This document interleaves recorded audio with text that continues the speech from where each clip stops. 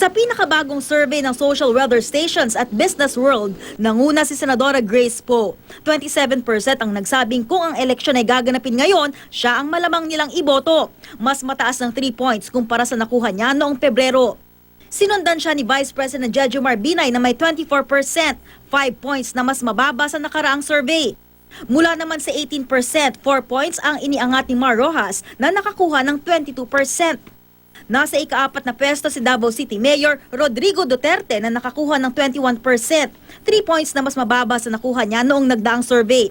Nanatili naman sa 4% ang nakuha ni Senadora Miriam Defensor Santiago. Grace Poe is ahead, but the distance is not significant. Her distance from Binay is not significant. Hindi nalalayo si Binay with 24%, considering the margin of error of plus or minus 2%. Binay, Rojas, and Duterte, if you look at it, ahead pa rin si Binay, pero hindi ganun kalaki ang lamang niya kay Rojas na may 22%. At kay Duterte na may 21%.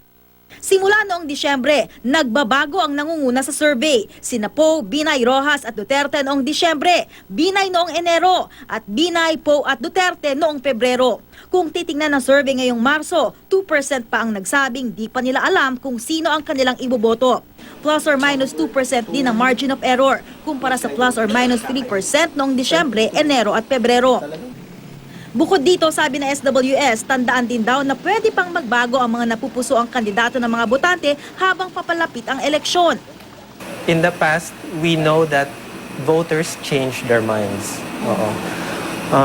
In past elections surveys, alam namin na ang majority ng botante, nagdi-decide talaga sila ng kanilang ibinoto 1 month before. May natitira pa rin mga 15% na days before lang ang kanilang naging desisyon. Mahigpit din daw ang laban sa pagka-vice-presidente ayon sa SWS. Sa 1,800 survey respondents, 28% ang nagsabing si Senador Francis Escudero ang malamang na kanilang iboboto.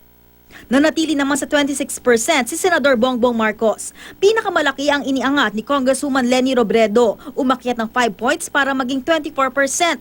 Bumaba naman ng 5 points si Senador Alan Peter Cayetano na may 11%. Sumunod naman sina Antonio Trillanes IV na may 6% at Gringo Honasa na may 5%. Isinagawa ang survey 2 linggo matapos ang kauna-unahang Pilipinas debates at 1 araw bago inilabas ng Korte Suprema ang desisyong pumabor sa kandidatura ni Poe. Ayon sa SWS, sariling kusa nila at walang nagkomisyon sa survey. 2 survey o higit pa ang ilalabas daw ng SWS bago ang eleksyon sa Mayo 9. Lea Alves, Nakatutok, 24 Oras.